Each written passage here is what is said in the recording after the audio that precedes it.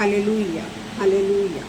पिता परमेश्वर का धन्यवाद हो आज के पवित्र दिन के लिए, जो परमेश्वर ने हमको ये संधि दी है कि हम परमेश्वर के करीब जा सके और परमेश्वर के नाम को हम रोशना कर सके।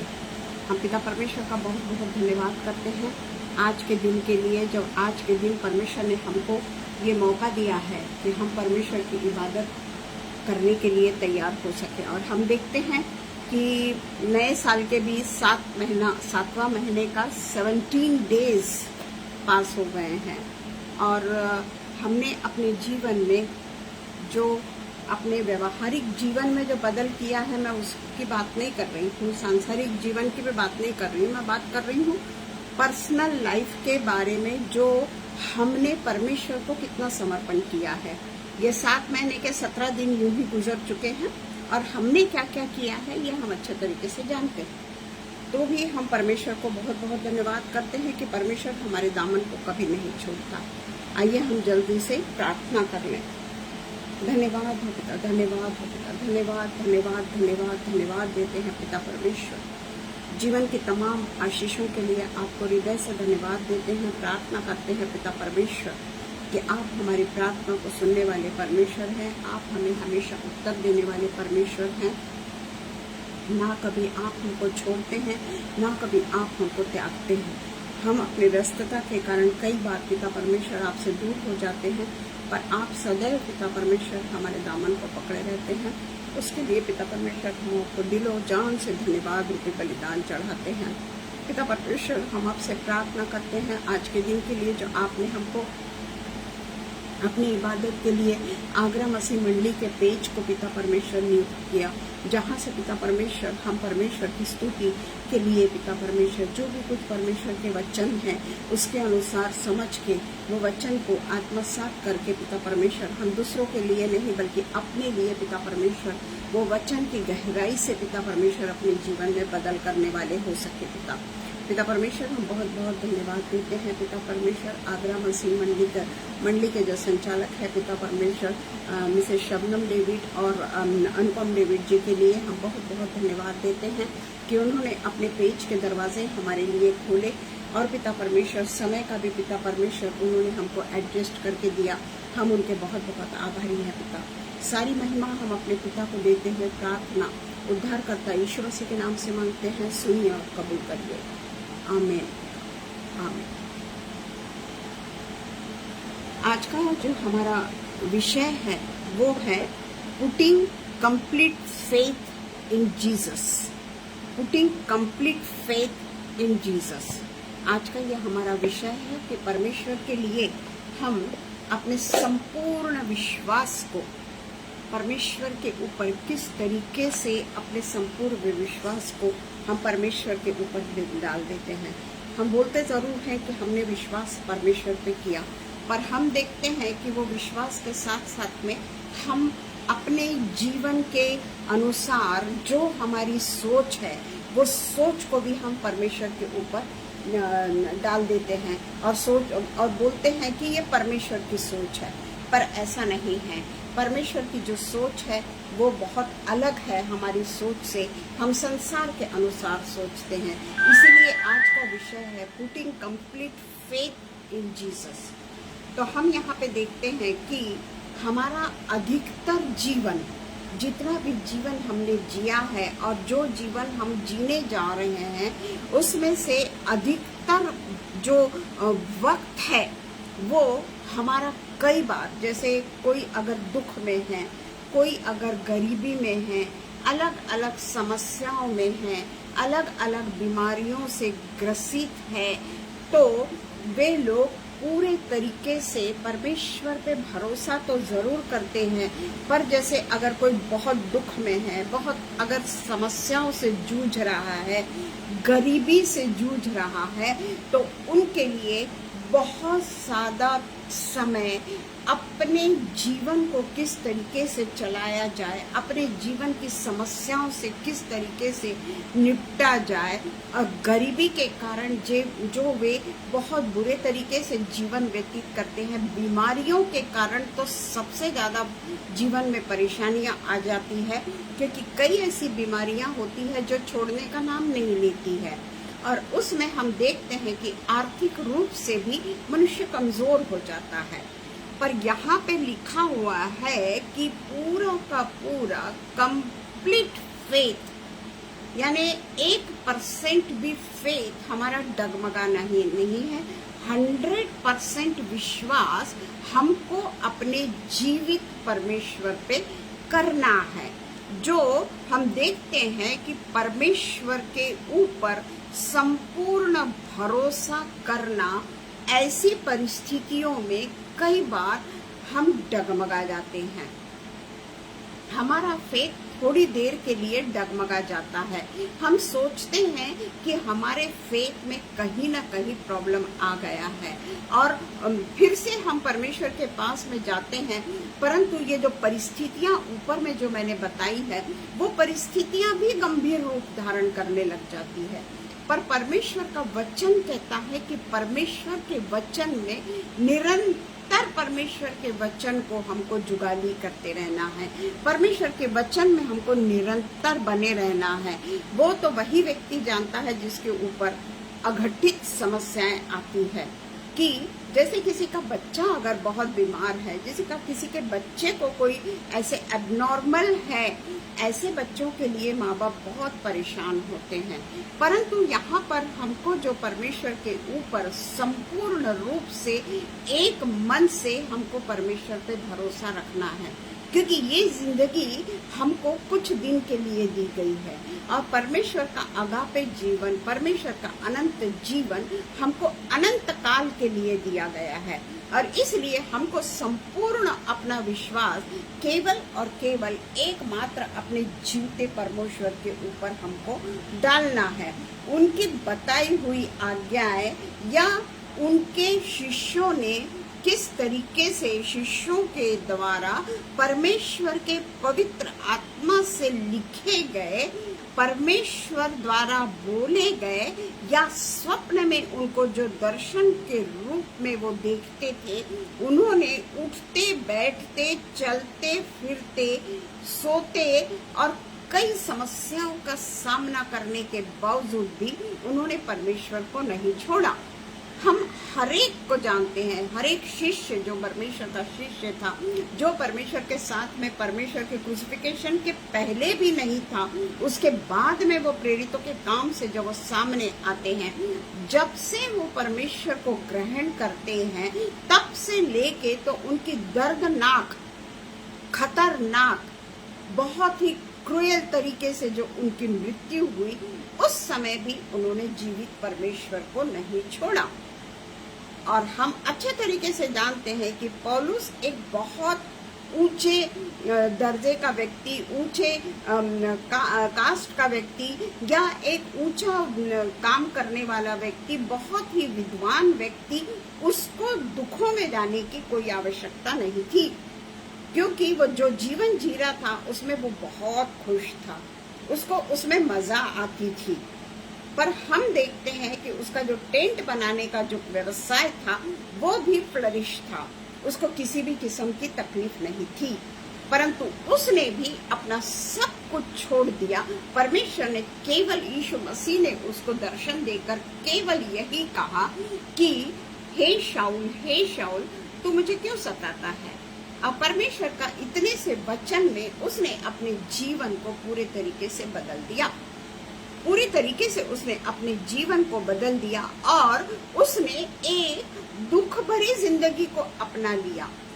परमेश्वर यीशु मसीह के पीछे पीछे चलना, यीशु मसीह के वचनों को लोगों को बताना, यीशु मसीह के वचनों का पालन करना और यीशु मसीह के वचनों का केवल पालन करना नहीं बल्कि उसके अनुसार खुद भी चलना, ये सब इन शिष्यों ने किया। हम स्तिफनुस को भी देखते हैं, स्तिफनुस की भी जो मृत्यु हुई, हम देखते हैं कि उसने कभी भी परमेश्वर को कभी नहीं कुछ कहा, कभी परमेश्वर को ये नहीं कहा कि मेरा क्या दोष था, मैं तो पहले अच्छा था, कभी नहीं कहा, बल्कि उसने परमेश्वर के हुजूरी में रहते हुए उसने वो दर्दनाक मृत्यु को तो अपनाया, परंतु उसने ये भी कहा कि जो उसके ऊपर पथराव कर रहे हैं उन्हें तो क्षमा कर। वो पवित्र आत्मा में इतने दर्द का होने के बावजूद भी उसने परमेश्वर को कभी नहीं छोड़ा। उसी तरीके से अनेक जनों को हम देखते हैं जिन्होंने परमेश्वर को एक बार यीशु मसीह को अपना लिया तो उन्होंने यीशु मसीह को कभी नहीं छोड़ा, कभी नहीं छोड़ा। दर्द में, खतरे में, मुसीबतों में अपने बच्चों को छोड़कर, अपने परिवारजनों को छोड़कर केवल और केवल वे यीशु मसीह के लिए ही जीवित रहे। तो हम देखेंगे कि वे लोग हमेशा एक मन और एक चित्त होकर विश्वास करना और परमेश्वर के वादों पर निर्भर रहना। जो यीशु मसीह उनसे वादा करते थे, जो पिता, पुत्र और पवित्र आत्मा के द्वारा उनको ये होता था, अगुवाई मिलती थी, वो अगुवाई में वो निरंतर चलते रहे। उन्होंने कभी भी उसके ऊपर कभी भी कंप्लेंट नहीं की कि ऐसा करने से हमको क्या मिलेगा। जिस तरीके से धनवान मनुष्य एक बार परमेश्वर के पास में, यीशु मसीह के पास में आता है और सब कुछ मैं करता हूँ, पर यीशु मसीह जब उससे कहते हैं कि तू सब कुछ छोड़ दे और सब कुछ त्याग करके मेरे पीछे हो जा, अनंत जीवन का अधिकार तुझे मिलेगा, परंतु वो बहुत ज्यादा दुखी होकर निकल जाता है। पर हम देखते हैं कि यह विश्वास केवल बौद्धिक रूप से प्राप्त नहीं है। बौद्धिक रूप से यीशु मसीह के पास में कई बार आए लोग और उनको ऐसा लगता था कि इसके साथ में चलना बहुत आसान है, पर जब लोगों ने देखा, कई लोगों ने देखा कि इसके साथ में चलने से कठिनाई और मुसीबतें ही मुसीबतें हैं, तो लोगों ने उसको छोड़ दिया। जो लोग उसके साथ में पर्व मनाए, जो पेंटिकॉस्ट का दिन, जो वो पाम संडे का दिन मनाया, उसके साथ में जुलूस निकाला, उसके पीछे चले। पर हम देखते हैं कि गुरुवार को जब पहली बार प्रभु भोज का आयोजन किया गया, उसके बाद से शुक्रवार से जब पौलुस पिलातुस के पास में जब यीशु मसीह को ले जाया जाता है, लोगों ने जो उसके पीछे पीछे चल रहे थे, उन्होंने खुद कहा कि यीशु मसीह को क्रूस की सजा दो। सब उसके विरोधी हो गए। तो हम देखते हैं कि ये सब केवल कुछ चाहने के लिए बौद्धिक रूप से अपने दिमाग के अनुसार वे चल रहे थे, आत्मा के अनुसार वे परमेश्वर के पीछे नहीं थे। आत्मा के अनुसार उन्होंने यीशु मसीह को ग्रहण नहीं किया था। और इसीलिए हम देखते हैं कि जब हमको यीशु मसीह को पाना है, कंप्लीट फेथ हमको उसके ऊपर रखना है। एक अंश भी इधर नहीं, एक अंश भी उधर नहीं, क्योंकि खतरे तो हमारे बीच में आएंगे। हम कभी भी यीशु मसीह ने हमको ये आश्वासन नहीं दिया कि जब तुम मुझे ग्रहण कर लोगे तो तुम्हारा सारा जीवन एक फूलों की सेज हो जाएगा। तो इसलिए एक गहरी और पर्सनल परमेश्वर के साथ हमारा एक डीप कमिटमेंट, पर्सनल भी और अपने एक गहरा संबंध, एक बहुत ही डीप कमिटमेंट है जो हमारे परमेश्वर के विश्वास को और ज्यादा गहरा करता है।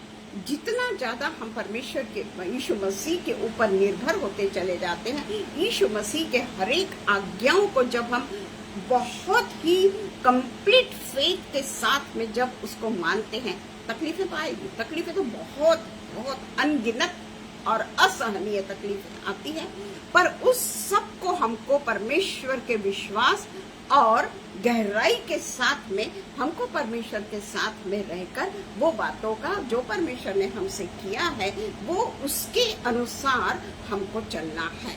जिस तरीके से रोमन्स 10:9 से 10 में लिखा है कि यदि तू अपने मुंह से यीशु को प्रभु जानकर अंगीकार करे और अपने हृदय से विश्वास करे। कैसे हमको करना है? यीशु को प्रभु जानकर अपने मुंह से हमको सबके सामने अंगीकार करना है। उसमें चाहे हमको कितनी भी ठेस क्यों ना लगे, कितनी भी तकलीफों का सामना हमको क्यों न करना पड़े, पर हमको यीशु मसीह को प्रभु जानकर सब लोगों के सामने उसका अंगीकार करना है और अपने हृदय से विश्वास करके, मन से नहीं, अपने हृदय से विश्वास करके परमेश्वर ने उन्हें मरे हुओं से जिलाया। ये बात पर हमको पूरे तरीके से 100% विश्वास करना है। जिस तरीके से रोमन्स लोगों ने देखा उन्होंने कि वो मरे हुओं में से जिलाया गया, पर उन्होंने यही लोगों के मन में भरा कि ये मारा नहीं गया था, इसमें जान थी। इसके चेले लोग इसको लेके चोरी करके लेके चले गए और फिर ये वापस बताए कि ये जिंदा है। तो हम देखते हैं कि परमेश्वर के लोगों को काफी निंदा का, काफी तकलीफों का, काफी मार का, इवन उनको जान से मारा गया। तो इसीलिए कहा है कि मरे हुओं में से जिलाया, ये तेरे को हृदय से विश्वास करना है, सबके सामने मुंह से अंगीकार करना है कि मेरा खुदा जिंदा है, मेरा खुदा आज भी जिंदा है। ये हमको विश्वास करना है तो तू निश्चय उद्धार पाएगा। उद्धार पाया हुआ यानी क्या? हम हर कोई बोलता है born again, born again, born again, पर हमको विश्वास करना है, हृदय से विश्वास करना है कि परमेश्वर मरे हुओं में से जिलाया गया। यीशु मसीह को प्रभु जानकर अंगीकार करना है, चाहे हमारा गला भी काट दिया जाए। उस समय की बात कर रहे हैं जब अच्छा है, कोई भी अंगीकार करेगा, कोई भी अंगीकार करेगा। या हमारी परिस्थितियां कठोर पग पे जा रही है, हमको जीने का कोई आसरा नहीं मिल रहा है, या लोगों के द्वारा सताव हो रहा है, या लोगों के कारण हमको परमेश्वर को छोड़ना है, यीशु मसीह को त्यागना है। ऐसे समय में जब हम परमेश्वर का अंगीकार करेंगे, उसको मसीह को खुदा मानेंगे, वही एकमात्र मरे हुओं में से जिलाया गया खुदा है। ये जब हम लोगों के सामने जो हमारा विरोध कर रहे हैं, उनके सामने जब हम अंगीकार करेंगे, तब तो तू निश्चय उद्धार पाएगा। क्योंकि धार्मिकता के लिए मुंह से अंगीकार किया जाता है। अगर हम कहते हैं कि हम धार्मिक हैं, हमारी धार्मिकता बहुत ज्यादा, हम परमेश्वर को मानने वाले हैं, तो अगर हमने परमेश्वर को पूरे तरीके से, यीशु मसीह को पूरे तरीके से अपना प्रभु करके मान लिया है, अपना उद्धार करता करके मान लिया है, उसके साथ में हम स्वर्ग में प्रवेश करेंगे। वो हमको अनंत जीवन देगा जब हम इस चीज को पूरे तरीके से, चाहे कितनी भी कठिनाई क्यों न हो, कंप्लीट रूप से जब हम मान लेते हैं और मुंह से अंगीकार करते हैं, मनातल्या मनात नहीं, मनी मन में नहीं, हमको ये मुंह से अंगीकार करना है। जब हमको कोई चीज चाहिए होती है, तो वो चीज को जब तक हम मुंह से नहीं बोलेंगे, हमारे माता पिता भी नहीं समझ सकेंगे कि हमको क्या चाहिए। जब हम पढ़ते हैं, जब हम नौकरी करते हैं, जब हम बिजनेस करते हैं, जो भी कुछ करते हैं, हमको अपने मुंह का पूरे तरीके से उपयोग करना पड़ता है, तभी हम वो काम कर सकते हैं। उसी तरीके से हमको अपने प्रभु का अंगीकार करना है, तब हम निश्चित ही उद्धार पाएंगे। तो हम कहते हैं कि जिस तरीके से हम देखते हैं कि विश्वास के दो पहलू पर बाइबल जोर देती है। विश्वास के दो पहलू है, एक है आंतरिक विश्वास और दूसरा विश्वास बाहरी घोषणा। आंतरिक विश्वास और बाहर से परमेश्वर के घोषणा करना, बाहर से परमेश्वर को मानना।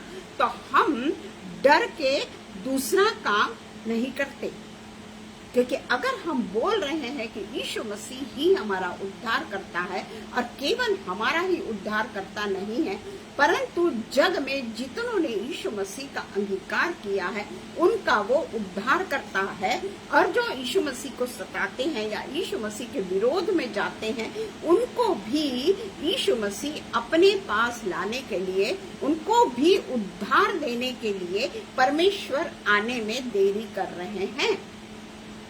यीशु मसीह दोबारा आने में देरी कर रहे हैं। इस बात को अगर हम दूसरों को बताते हैं, दूसरों को भी अगर हम कहते हैं, तो ये होता है बाहरी घोषणा।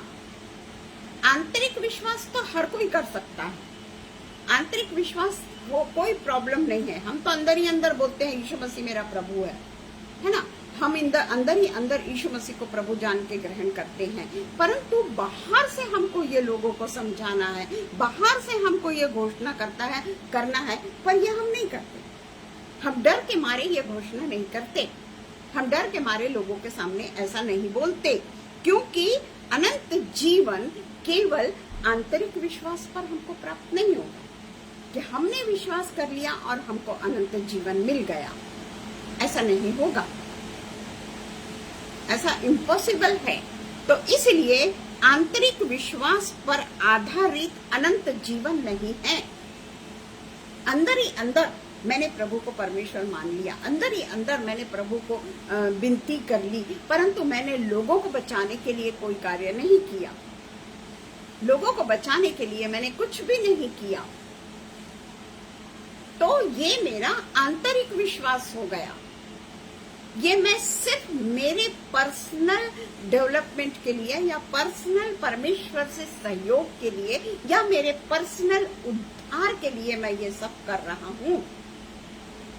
तो ये उद्धार, ये विश्वास काम का नहीं, ये केवल और केवल मेरे लिए मैं सोच रहा हूँ, मेरे लिए मैं सारी बातों को सोच रहा हूँ, परंतु हमको ये बातें अन्य लोगों के पास में ले जाना है, अन्य लोगों को विश्वास में लाना है।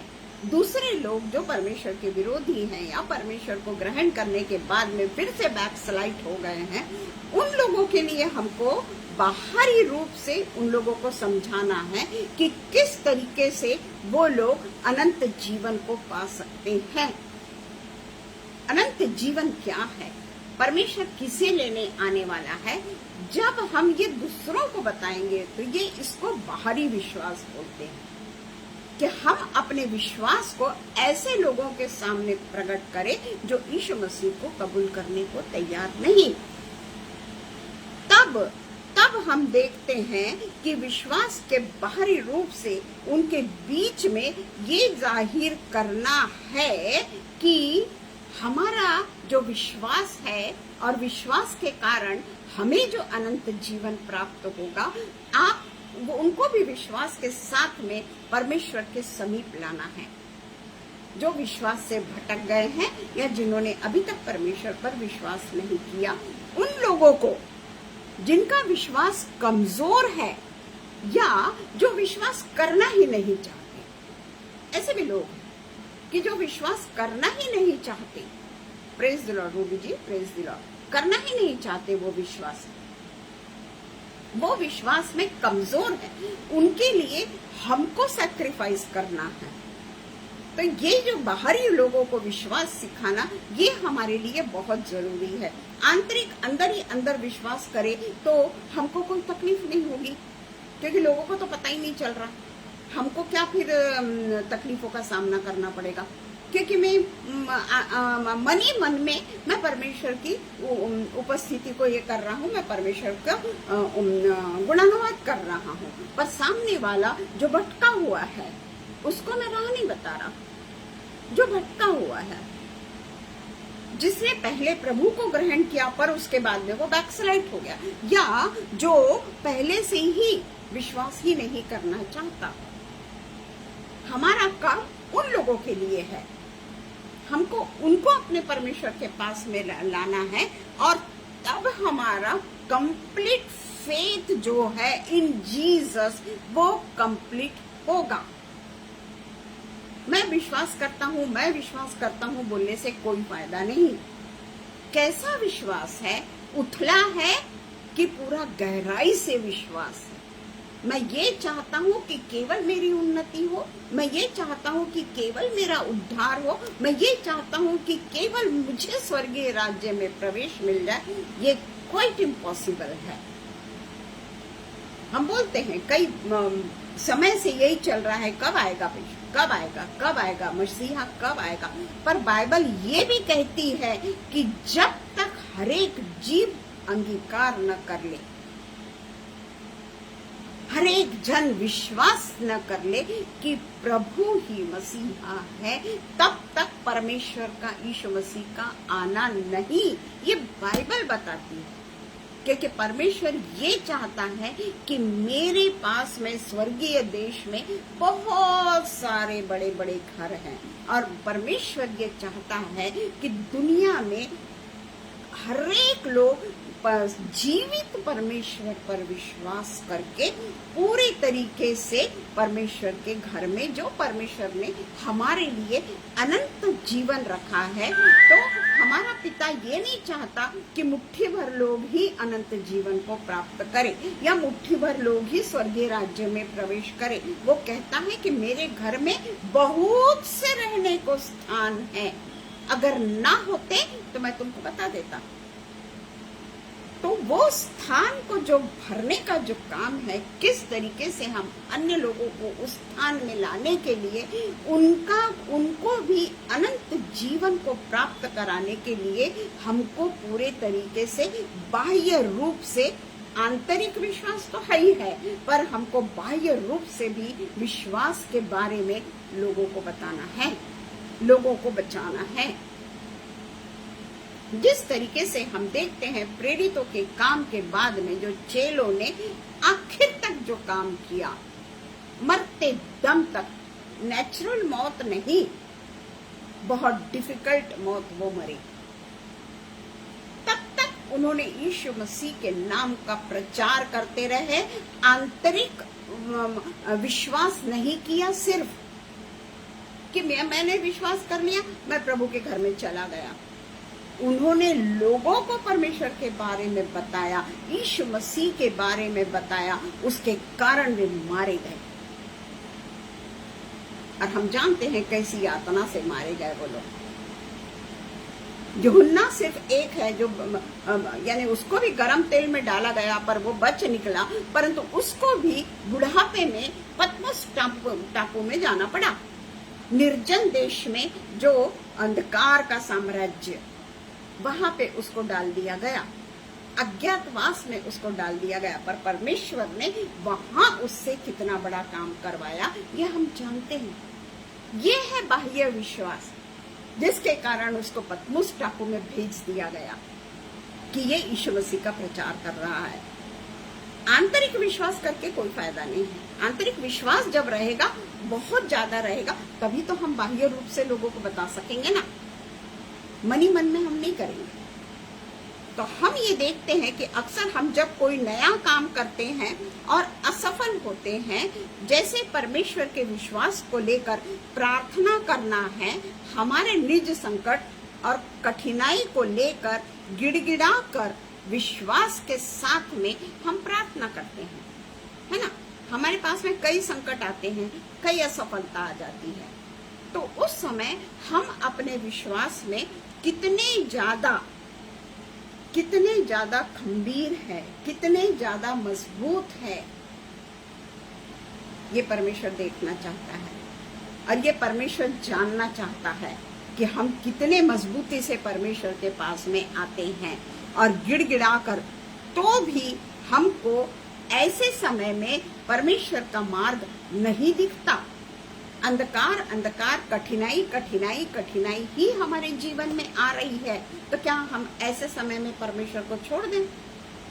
क्योंकि हमारे पास में तो कोई मार्ग ही नहीं दिख रहा। परमेश्वर, मैं तो तेरी इतनी विनती करती, मैं तो तेरा ऐसा करता, मैं तो तेरा वैसा करता, मैं तो लोगों को तेरे बारे में बताता हूँ, फिर भी मेरे जीवन में अंधकार ही अंधकार है, मेरे जीवन में समस्याएं ही समस्याएं हैं, मेरे जीवन में कहीं खुशी नहीं है, मेरे परिवार में खुशी नहीं है। परंतु नहीं, ऐसे समय भी हम देखते हैं कि हमको परमेश्वर का विश्वास होने के बावजूद भी मार्ग नहीं सूझता। ऐसे समय में भी हम पूरे तरीके से थकने का नहीं है, हमको अखंड हमको परिश्रम करते रहना है। परमेश्वर को पाने के बाद में भी अनेक जो गंभीर समस्याओं से हम गुजरते हैं, उसको हमको खुशी खुशी सहना है, क्योंकि हम अपने बाइबल में हमेशा देखते हैं कि परमेश्वर के जनों को किस तरीके से तकलीफों का सामना करना पड़ा। अपने परिवार को छोड़ दिया उन्होंने, और अलग अलग देश में। अभी तो भी आपके पास में बहुत सारे साधन है, उस समय तो कोई साधन भी नहीं थे, पर वो तकलीफ के साथ साथ में वो परमेश्वर के समीप में लोगों को लाने वाले काम करते थे, और उसके लिए निरंतर वे लोग प्रार्थना में रहते थे, निरंतर वो प्रार्थना में रहते थे। वो कहते हैं कि हमको खाने पीने की सेवा नहीं चाहिए, वो हर एक और एक डिपार्टमेंट दे देते हैं, पर हम तो परमेश्वर का प्रचार करेंगे। कई बार उसके पहले जेल में जा चुके हैं, जेल में उनके साथ में क्या क्या हुआ ये सब हमने पढ़ा है, पर फिर भी वो नहीं डगमगाते। क्या उनके ऊपर कम तकलीफें थी? तो हम जो सवाल करते हैं कि क्या परमेश्वर के पास हमारे लिए कोई योजना नहीं? मैं इतना परमेश्वर से प्रार्थना करती हूँ, मैं इतना परमेश्वर से गिड़गिड़ा के प्रार्थना करती हूँ, पर मुझे कुछ भी नहीं मिलता। क्यों? क्योंकि मैं स्वार्थी होकर प्रार्थना कर रही हूँ कि मुझे दे, मुझे दे, मुझे दे, मेरे परिवार को दे, मेरे लोगों को दे, मेरे पति को दे, मेरे बच्चों को दे। इसके अलावा मुझे कुछ नहीं दिखता। क्या मैंने कभी एक आधे ऐसे व्यक्ति के लिए जो कई सालों से खटिया पे पड़ा हुआ है, कई सालों से उसके पास में गरीबी से जूझ रहा है, कई सालों से वो अपने बच्चों के लिए तड़प रहा है, कई सालों से उसके बच्चों ने उसको बुढ़ापे में छोड़ दिया है, वो बेचारा अकेला हो गया, कहीं हमने उनके लिए प्रेयर की? कभी हमने उनके लिए काम किया? कभी हमने अपने में से 1 रुपया उसको दे दिया? 99 अगर मेरे पास है, चल 1 रुपया तू ले ले। कोई महत्व नहीं रखता 1 रुपया, पर मैं उदाहरण के रूप में आपको बता रही हूँ कि थोड़ा सा भी मेहनत हमने उनके लिए की। उनके घर वालों को हम 10 बार गालियां दे देते हैं, कैसे बच्चे हैं, छोड़ दिया, ऐसे कैसे अपने माँ बाप की तरफ ध्यान नहीं देते। पर हमारा जो कर्तव्य है, क्या हम वो निभा रहे हैं? और कहते हैं कि परमेश्वर को हमारी परवाह नहीं। बहुत जल्दी हम कह देते परमेश्वर को तो हमारी परवाह नहीं, हम क्या क्या करते तो भी परमेश्वर हमसे प्रसन्न नहीं होता। परंतु हमें परमेश्वर में पूरे तरीके से एक मजबूत खंबे की तरह हमारे विश्वास को मजबूती से हमको पकड़ के रखना है, और हमको ऐसे लोगों के लिए काम करना जरूरी नहीं कि वे क्रिश्चियन ही हो। हमको सबों के लिए हमारे मन में प्रेम होना है, हमारे मन में कृपा होना है, हमारे मन में दया होना है, और कितना भी हमको तकलीफों का सामना क्यों न करना पड़े, विश्वास में हमको पूरे तरीके से मजबूत रहना है। हमारा विश्वास कभी न डगमगाए। हम देखते हैं कई ऐसे पुराने नियम में दाऊद राजा को कितने छुटपन में वो राजा बन गया था, परंतु 40 साल तक वो इधर उधर, और उसके बाद में कहीं उसको गद्दी मिलती है, उस समय भी वो तकलीफों से गुजरता है। हम जानते हैं वो तकलीफों से गुजरता है, और उसके अपराध के कारण वो परमेश्वर के मंदिर को नहीं बना पाता। परंतु वो कुड़कुड़ाया नहीं। वो एक गलती ऐसी करता है जिसकी क्षमा नहीं, और उस गलती के कारण वो परमेश्वर के भवन को नहीं बना सकता। उसके हाथ से परमेश्वर ने भवन नहीं बनवाया, उसका हाथ हमेशा खून से रंगा रहा। युद्ध युद्ध युद्ध, इसी में वो जूझता रहा। परंतु फिर भी वो परमेश्वर की प्रार्थना के लिए राजा होने के बावजूद भी प्रार्थना में लवलीन रहता था। तो हम देखते हैं कि अलौकिक उसकी जो शक्ति है, परमेश्वर की जो अलौकिक शक्ति है, उसको पाने के लिए हमें पूरे जीवन भर उसकी सेवा में लगे रहना है, उसके पास लोगों को लाना है। उसके पास लोगों को इकट्ठा करना है। जिस तरीके से हम बोलते हैं कि हमको दुख और दुखी है, तकलीफ है, हम परमेश्वर से प्रार्थना करते हैं पर हमारे दुखों को कोई अंत नहीं, या मैं एक चीज के लिए इतने सालों से प्रार्थना कर रहा हूँ, मुझे तो कुछ नहीं मिल रहा, तो हमारे यीशु मसीह को क्या मिला? हमने कभी सोचा है कि हमारा यीशु मसीह जब से इस दुनिया में आया, एक दिन भी नहीं हुआ, एक घंटा भी नहीं हुआ, एक मिनट भी नहीं हुआ, तब से लेके 33.5 साल तक वो केवल दुख और दुख और दुख ही सहता रहा। अच्छी तरीके से हम जानते हैं उसको क्या मिला। कब उसने अपने प्रभुत्व को ये किया कि मैं तो प्रभु हूं। 100% अगर वो मनुष्य था तो 100% वो परमेश्वर भी था, पर उसने कभी चैलेंज नहीं किया। तो वो कहता है कि परमेश्वर कहता है कि हमारा जो जीवन है वो कांटों की सेज है, और हमको ये जीवन जब तक हम यहाँ पर है, इस लोक में है, तब तक ही हमको ये जीवन है ऐसा।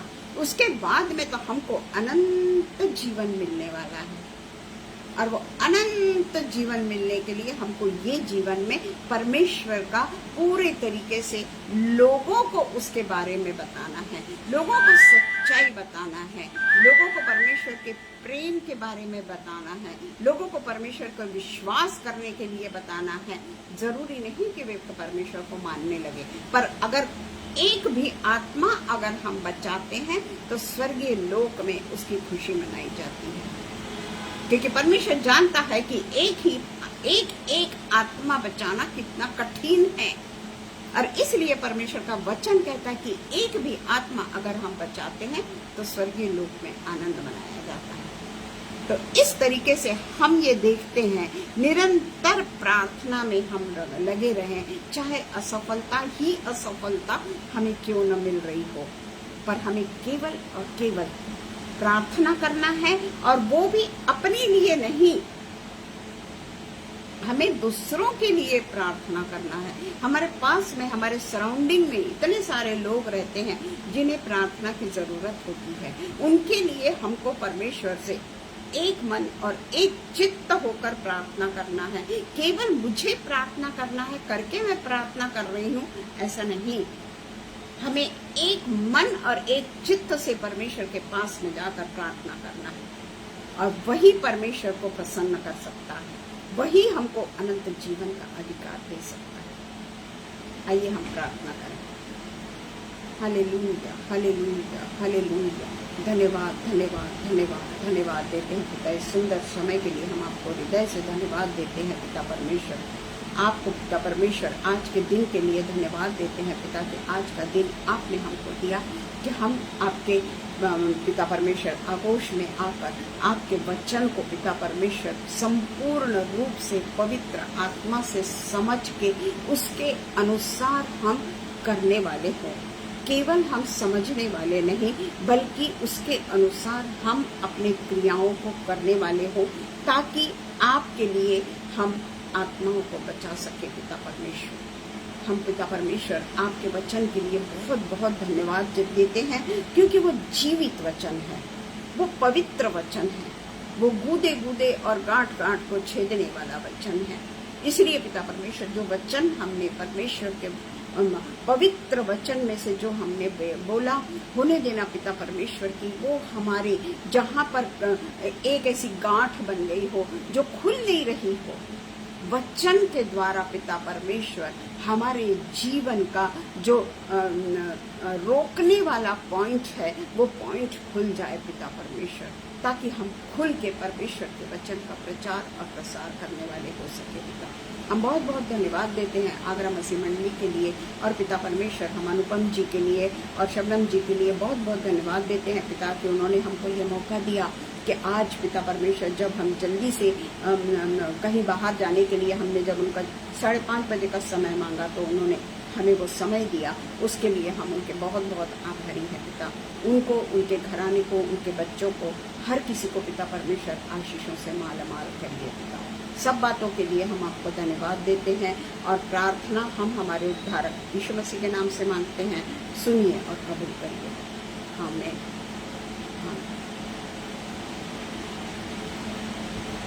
Praise the Lord.